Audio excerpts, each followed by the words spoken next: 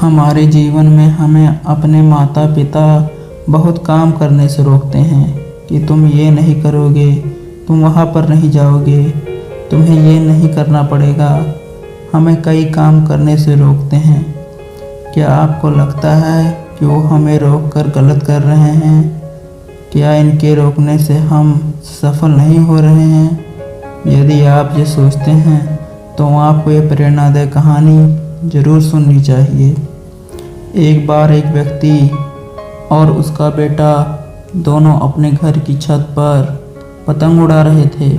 पतंग बहुत ही ऊंचाई पर उड़ रही थी, वो बादलों को छू रही थी। तब उसका बेटा उस व्यक्ति से कहता है कि पापा, ये पतंग उस डोर से बंधी हुई है जिस कारण और ऊंचाई पर नहीं जा रही है। इस डोर को तोड़ देना चाहिए। बेटे की ये बात सुनकर उसका पिता ऐसे ही करता है। उसके कहने के मुताबिक वो डोर को तोड़ देता है।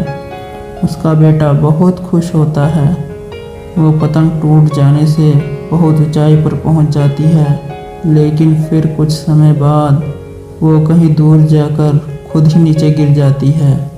ये देखकर उस व्यक्ति का बेटा बहुत उदास होता है। फिर वह व्यक्ति उसे कहता है कि बेटा, अक्सर हमें लगता है जिस ऊंचाई पर हैं उस ऊंचाई से और भी ऊपर जाने से हमें कुछ चीज़ें रोक रही हैं, जैसे हमारा अनुशासन, रिश्ते, माता पिता और परिवार। इसकी वजह से हमें लगता है कि हम अपने जीवन में इस कारण से ही सफल नहीं हो रहे हैं। इन सब से हमें आज़ाद हो जाना चाहिए।